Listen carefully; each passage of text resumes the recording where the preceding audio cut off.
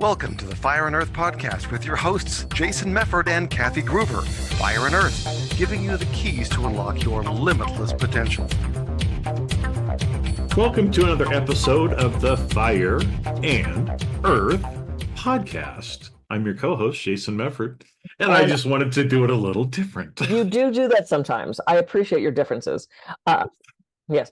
And I'm Kathy Groover, and I have the worst handwriting in the world. Most people cannot read my handwriting. There are days I cannot read my own handwriting, and I often get just an idea in my head, and so I keep tablets like everywhere, and so this sits in front of my computer. And when Jason and I got on this morning, I had flipped to a new page so I could take notes on what we were going to talk about, and the only thing listed on the page at that point said list of things and FedEx driver. I'm like, what the fuck does FedEx driver mean? What does FedEx driver mean? And then it came to me. I was talking about what I do for a living and how to choose what I do for a living, because I finished the psychedelic coaching, and I do Reiki, and I do hypnotherapy, and I do massage, and I do coaching, and I do life coaching, I do executive coaching, I do couples coaching, and da. And I was talking with my coach about how to package all of this stuff. And I realized I'm like the FedEx driver. I don't need to know what's in the box. I'm just delivering healing. So when someone shows up to my office, it doesn't matter if they want massage, if they want Reiki, if they want psychedelic integration, if they want hypnosis. It doesn't matter what they're asking for. I hand them a box, and whatever they need is in it. And that's what FedEx driver meant. And it was just something I realized. It's like, it's like you have to pick your specialty. And, I kept saying things like, I'd like to do less massage and more coaching. And then I realized that actually doesn't matter. I'm providing healing to people, and I just hand them the box. So I'm the FedEx driver. No, and I love that, because I think we talked about that a little bit before, but it actually kind of goes along with some of the things we've recorded and have been talking about today too. Mm-hmm. Right? The fact that, again, like you said, because I think so much of the time we get all caught up with, oh my gosh, what am I going to do for a living? What's my dharma? How am I going to serve the world? And it's like, just do what's behind it. The vehicle doesn't matter. And I'm the same way. I'm like you. I recorded a podcast for my jamming podcast called "Don't Fence Me In," because it's like, don't put me in a box. And it's like people look at me all the time and like, Jason, I don't even know what you do. You're like talking about so many different things, and you have so many different things going. What do you even do? Right? And it's like, well, I don't want to be put in a box. So yeah, I've got lots of different things going on. But at the end of the day, and what we talked about, my name means healer. Okay. I'm going to change my name to Jason. It can be Jason Mefford and Jason Groover, and we'll confuse everybody. But in a way, Jason Groover, Jason Mefford. Of course, Jason is an androgynous name, though, so there could be, like Pat or Lynn. Anyway, Jason's not one of those. Not one of those. But so kind of to the same thing with Kathy. It's like, what do I really do? What's behind everything is, for some reason, I help people feel safe and calm, and my voice heals people. Whether I'm talking, whether I'm singing, whatever, when people hear my voice, it helps them heal. And so that's why I do so much, media, from live videos, podcasts, other things like that, because it's important for me, for people to hear my voice, not just read words that I have written. Yeah. And so, again, it doesn't matter what I'm doing. If I'm helping somebody with their taxes, I'm helping them heal. I'm helping them out some way. If I'm doing a podcast, I'm helping people heal. If I'm, running training companies or doing coaching or whatever, I'm helping people heal, and also kind of change the way that people think, right? Because I think that a lot of us just believe a lot of things that aren't true. And I know for me, I found that, as I've helped myself view the world differently and change the way I look at the world, it's opened it up for me. And so I like to also, and that's part of healing too, is because when we identify these things, they're beliefs that we have to release and heal and create something else out of it. And so in a Mhm. way, it's kind of all sort of tied together Yeah. as well. Yeah, it was an interesting conclusion for me because after I got my coaching certification, I finished that up during COVID because it was easy to do the studying when I wasn't at the office all the time. I was like, I'm going to shift and I'm doing, so much massage and I want to shift it to coaching and I want to, and I had these numbers in my head because I'm such a like parameter, like Capricorn person. Though I hate numbers, I do like lines. um, and it was like, oh, I'm kind of doing 60% massage and 40% coaching and hypnosis. And I want to flip that. And I want to do more of this. And then when people would call me as a brand new client for massage, there was this moment of, I'm trying to kind of cut back on massage. Maybe I shouldn't do it. And I mean, does my body want to do 6 or 7 a day? No, but my body's fine to do 3 or 4 a day. So it's not like I need to cut back because of some physical thing. It was just more this idea I had in my head, this, I think, disbelief, this misbelief that I need to shift what I'm offering. And then I really realized it's like, yeah, it's like anybody that's coming to me, it doesn't matter what the form is, they're coming for this overall blanket of healing. And so it doesn't matter what my percentages are and what my parameters are, I'm just providing that. And that really completely shifted my thinking into who I am and what I provide, what I do, right? Because now my elevator pitch, Jesus, I could have a 30-minute elevator pitch given all the different stuff that I do. And now I can simply talk about how I help provide people healing using various tools, including da la la la la la la. It's kind of shifted my sense of self and what Mm-hmm. I offer as a business person, and what I provide just as a being, as a spiritual being. Um, Well, it's interesting because as you say that too, it was, one of the things that I've heard and have been taught. And then there was another podcast I was listening to, a couple of people that I know that were talking on this podcast. They brought up this topic again mm, too. And it's one, again, just like you, I've kind of gone through this. Well, do I need to do something different? Throw everything aside, go be a mhm, guru on the side of the mountain and only offer whatever? No, no, right? Because it's the whole idea of, what you do, you're going to continue doing the things you've been doing, but how you do them will be completely different. yeah. Right. And so that's the thing is, yeah, both of us are going to continue to do, right, certain things that we're doing, but how we're doing them as we're evolving and how we're changing and how we start to no longer see it for the money side of it, but of what it is that we want to do. And so as an example, I talked to somebody yesterday and I'm past the point where I do free things. I just can't do free things anymore, right? I've been told from Hmm. above I cannot do free things anymore. Hmm. It's too much of a leak of my energy. Yep. And so, but I get people that reach out to me all the time. And Hmm. these are people that have money. And there was a couple of speaking Hmm. things where people reached out and it's like, they used to kind of get on me, oh, we've got such a small group. We don't really have a budget. We'd really love to have you. And I would do those things in the past. Sure. Yeah. But a lot of times I would then come to find out, well, it wasn't some little group. Uh, It's a group of 2,000 people and they have a shit ton of money in their right. Yeah. That's not organization. cool. No, that's not cool.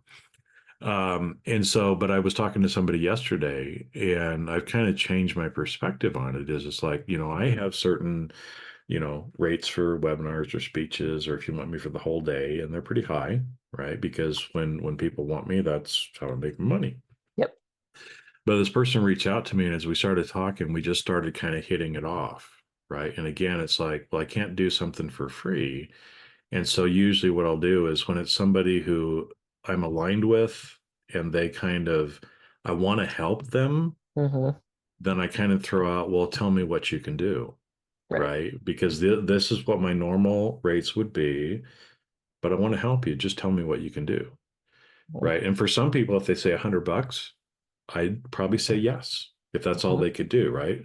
Now, this person threw out, well, last year, we paid the speaker this much. And so in my head, I'm thinking, well, that's okay. I mean, it's less than what I normally get, but I want to help you. I'm Hmm. happy to accept that, for it because it's virtual. If I had to be there in person, can't do Right. it.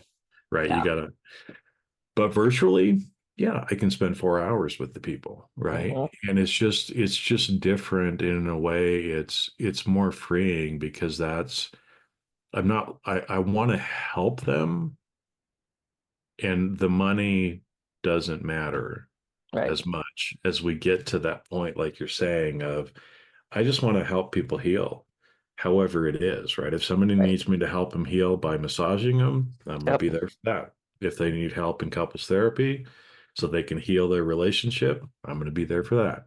Yeah. If people want to put me on a stage, to speak, then I'll be there for that, Yeah. right?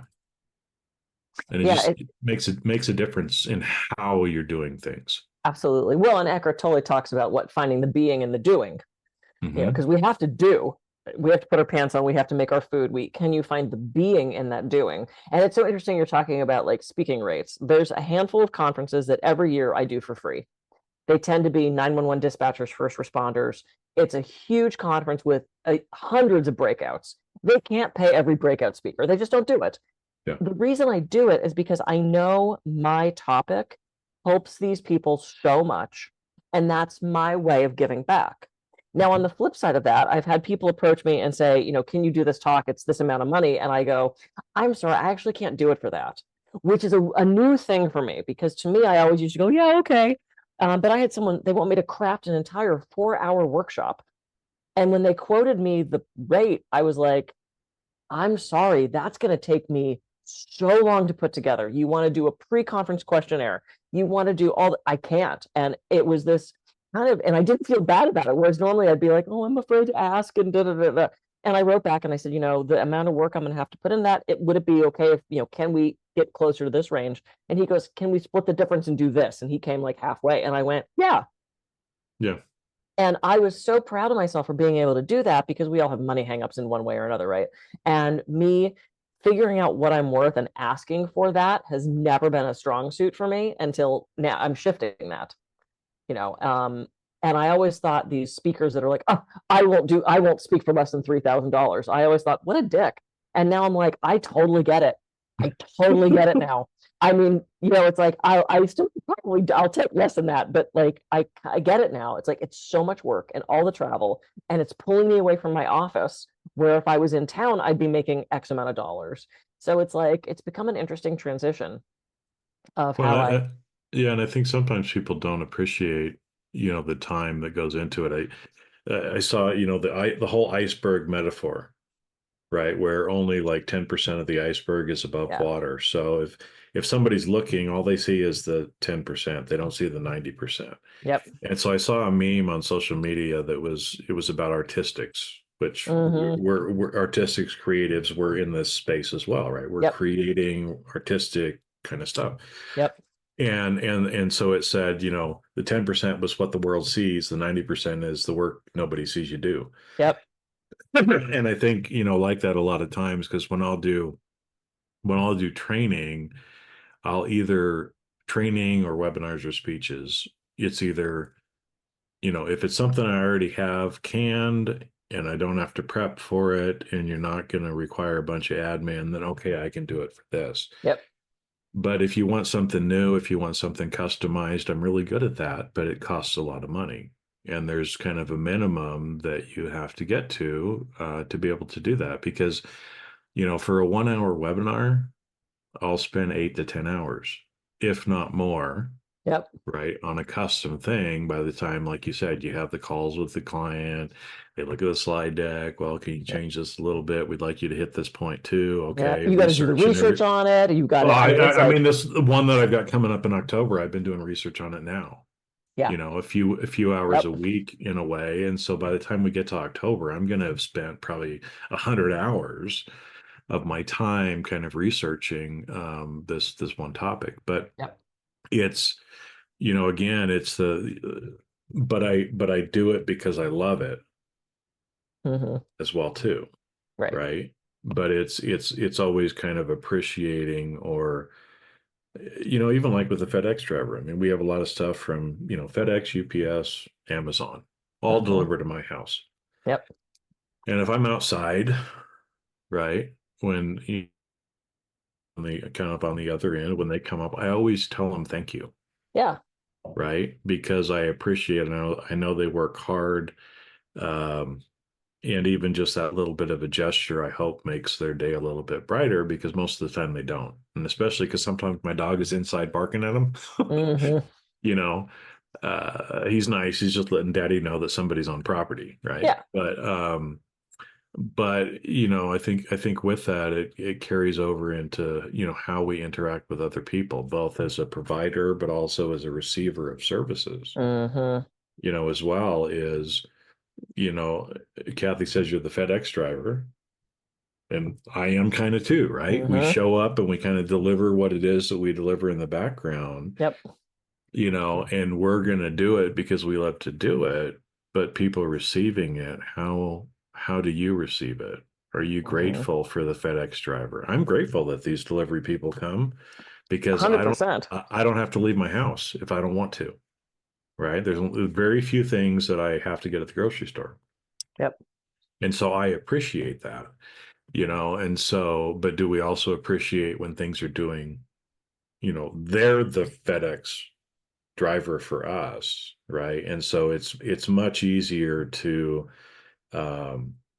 deliver that to somebody who is grateful and who is open, Mm-hmm. and then, you know, you just kind of stop doing it. You know, packages might get lost Right. in Yeah. Oh, whoops, transit. that one that says "Do not bend." Oh, Whoops, looks like I stepped on it. Yeah. So anyway, it's I don't know why we ended up getting that way too, but probably because of another experience that I've had sometimes too, where it's, you know, there's that old analogy. I don't think it probably ever happened in real life, but factory was having an issue with their electrical system, and so they hire somebody to come in and help them fix it, right? And so the person comes in and he looks around for about 5 minutes, and he's like, "All right, here, you need to fix this." And so he left, sent him the bill. It was $10,000. And the company said, "Well, I'm sorry, we need a detailed description of that." Right? And so he wrote, "Okay, uh, you know, industry knowledge for the last 30 years on knowing how to fix it, $9,995. Marking X on the wall, $5. There's your detailed Mm-hmm. bill." Right? Is that a lot of times I think we kind of forget that. And, you know, anyway, Yeah. yeah. No, and that's the same thing. You know, I have so many friends in aerial, right? Because I do trapeze and I do silks, and you know, they'll get a phone call and say, "Hey, we need you to do this 15-minute gig. You know, we only have $100 for you." And they're like, "No." "Oh, but it's only 15 minutes." "Yeah, but it's been 20 years of me getting to put that 15 minutes together." And for me to set up and prepare for just 15 minutes of entertainment in your event means I'm going to spend, you know, I don't know what, 4 hours maybe. By the time you set up, you do, you know, pick up, tear down, all that kind of stuff, hanging out. So it's your time. Mm-hmm. You know, it's just like when you go and do a speech. Same Yeah. thing. People see 45 minutes or an hour. It's like, no, I spend the whole day there. And you didn't see the 2 days that I spent traveling to and from. Ugh. And the shitty hotel and all that good stuff. Yeah, no, I know. I just got back, so I understand. I was in a lovely hotel. Yeah. Excellent. Oh, this has been, I love our little talks because we never know where we're gonna go. So No, and I don't even know why we went some of those places today, but they just kind of came out. So because I anyway, wrote FedEx driver on a piece of paper and I didn't know what it meant. and that's how it goes. And that's okay. That's okay. Cool. I am Kathy Groover. I can be reached at kathygroover.com. And I'm Jason Mefford. I can be reached at jasonmefford.com. So go out, have a great week, and we will see you on the next episode of the Fire and Earth podcast. See ya. Yeah.